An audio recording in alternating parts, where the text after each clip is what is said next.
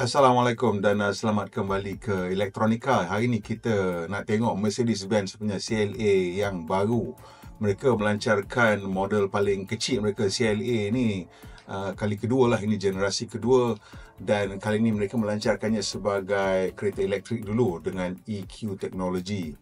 Yang menariknya, inilah kali pertama Mercedes-Benz mereka bentuk kereta elektrik yang nampak macam betul-betul sebuah kereta Mercedes-Benz. Sebelum ni dia orang buat kereta elektrik nampak macam kereta elektrik, jadi ramai orang tak minat. Mereka bentuk kali ni memang difokuskan kepada gaya yang lebih moden, dan kita tengok buat kali pertama mereka menggunakan bentuk yang tidak menggunakan grill. Dia version yang kemudian akan ada menggunakan enjin biasa, hybrid dan sebagainya, tapi yang awal ni tidak mempunyai grill sebab kereta elektrik. Dan di depan tu kita nampak dia punya muka tu ianya menggunakan satu tema baru, iaitu mereka menggunakan lampu LED sebagai satu cara untuk menghasilkan. Mereka bentuk depan ada 124 lampu LED yang digunakan untuk mencipta rupa bentuk grill tu. Di depan juga ada satu light bar yang menyambungkan lampu kiri dan kanan, sama juga seperti di belakang. Secara keseluruhan reka bentuk ni kita rasa kenal kot. Kalau kita biasa tengok bentuk-bentuk Mercedes terkini, nampak dia punya tema-tema reka bentuk yang sama, dengan trapezoidal underbreather, the tearaway kat belakang dan sebagainya. Lampu belakang tu pun kita dah kenal, lampu depan ni pun kita nampak dah macam biasa.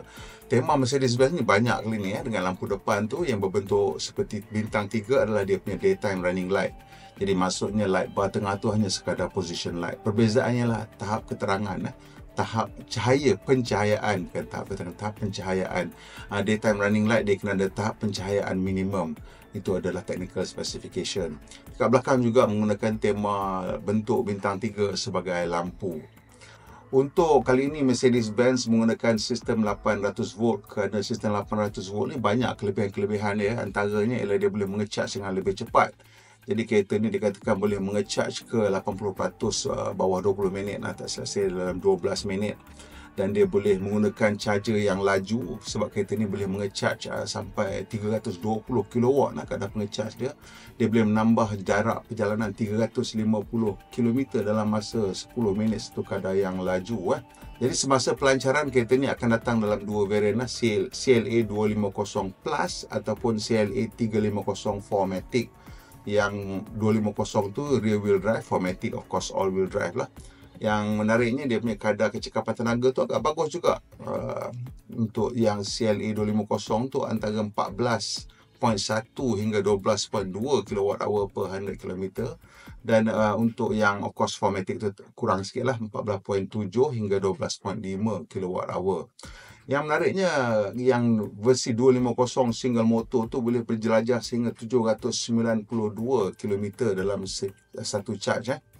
Ini adalah satu jarak yang cukup jauh, dan ini adalah cara kiraan WLTP. So kena bagi diskaun juga sikit, tapi saya rasa 650 tu tak kurang lah, boleh pergi. Ini adalah satu kereta yang memang kaki dia panjang. Yang version 250 tu mempunyai keupayaan untuk memecut ke 100 km sejam dalam tempoh 6.7 saat, manakala yang version 4MATIC pula boleh memecut ke 100 km sejam dalam tempoh 4.9 saat. CLA yang baru ni datang dengan bateri nickel manganese cobalt ataupun orang panggil ternary battery, dengan keupayaan penyimpanan tenaga 85 kWh, dan yang ni yang accessible lah, dia kata yang actual size dia tak beritahu, dia hanya beritahu accessible. Dan kalau kita menggunakan AC charger, dia boleh mengecharge pada kadar 11 kW, dan macam saya cakap tadi 320 kW untuk DC charger. Kereta ni menggunakan kotak gear 2 kelajuan untuk mencapai kelajuan maksimum 210 km sejam. Mercedes panggil kereta ni the new little class car. So kiranya ini kereta mampu milik yang barulah untuk zaman elektrik nanti. Dan dia punya kuasa dia adalah 200 kW. Kali ini mereka menggunakan pacuan roda belakang lah untuk mencapai, saya rasa, driving feel yang lebih sesuai dengan jenama Mercedes-Benz. Dan dia kata battery to wheel efficiency, maksudnya daripada bateri nak convert ke roda, 93% kecekapan tenaga ni satu kecekapan yang bagus, dan agak tinggi jugalah. Kalau biasa kita tengok mungkin rendah sikit daripada 90, mungkin sekitar 85 macam tu. So this is quite a nice number. Mercedes-Benz memilih untuk menggunakan permanent magnet motor untuk depan dan belakang. Kalau yang belakang tadi itu 200 kW, yang depan ialah 80 kW untuk version 4matic. Dan kedua-dua motor ni bertindak berasingan lah. Maksudnya kalau tak diperlukan, motor depan 4matic tu langsung tidak bersambung, langsung tidak menggunakan tenaga dan langsung tidak menggunakan drag ke atas sistem pacuan. Juga menarik, kereta ni ditawarkan dengan vehicle to home dengan vehicle to grid punya capability. Bergantung kepada undang-undang setiap negara. Setengah negara tak membenarkan vehicle to grid, setengah negara ada membenarkan vehicle to grid. So bila dia sampai ke Malaysia nanti, kita pun tak pasti yang mana satu yang akan ada. CLA kali ini mempunyai drag coefficient yang agak bagus, iaitu 0.21. Tapi dan kereta elektrik pun kebanyakannya memang typically around 0.21 lah. So taklah groundbreaking or anything like that. Yang menariknya, mereka menggunakan underfloor yang sangat clean menurut Mercedes-Benz. Semua ditutup, tak ada ruang yang tak ditutup kecuali sedikit. Dan disampaikan dia punya control arm dengan tie rod pun bertutup untuk mengelakkan turbulence di bawah kereta. Kali ini kereta ni menggunakan McPherson strut dengan 3-link suspension dekat depan. 3-link tu maksudnya saya rasa dia menggunakan tie rod sebagai the third link, dan yang di belakang menggunakan multi-link rear suspension yang direka bentuk baru. Kereta ni juga datang dengan panoramic glass roof. Dia tak ada center beam ataupun center frame, center brace. Dia bermula daripada windscreen depan dan terus satu keping sampai ke windscreen belakang. Ini menghasilkan satu kabin yang kelihatan lapang lah, dan di luar nampak juga agak menarik. Dan antara sebab kenapa mereka menggunakan panoramic roof ni adalah untuk mencuri ruang sikit. Sebab kereta elektrik ni selalunya ada bateri kat bawah kan. Jadi bateri tu makan ruang, seat semua kena angkat sikit. Jadi untuk mengelakkan bumbung kita belaga dengan kepala kita, jadi mereka menggunakan panoramic sunroof. Itu yang kalau you tengok banyak kereta elektrik menggunakan panoramic sunroof, bukan sengaja, ini ada satu sebab untuk mencari ruang. Memang mahal sikit mungkin kos dia, ataupun mungkin kalau ada ramai orang guna mungkin kos dia jadi murah, saya pun tak pasti, tapi itu adalah satu benda yang mereka perlu gunakan.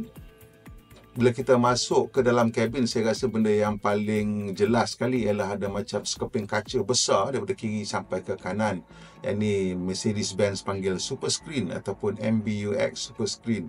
Dan di belakang kaca ni ada 3 screen sebenarnya. Untuk pemandu dapat screen 10.25 inci ataupun 26 cm. Dan ada screen tengah dan juga screen penumpang adalah 35.6 cm ataupun 14 inci. Untuk skrin yang penumpang tu adalah satu optional extra. Kali ini Mercedes-Benz telah berjaya menghasilkan MBOS ataupun Mercedes-Benz Operating System. Mereka telah bekerjasama dengan Google, dengan Microsoft untuk menghasilkan pelbagai functionality untuk sistem ini.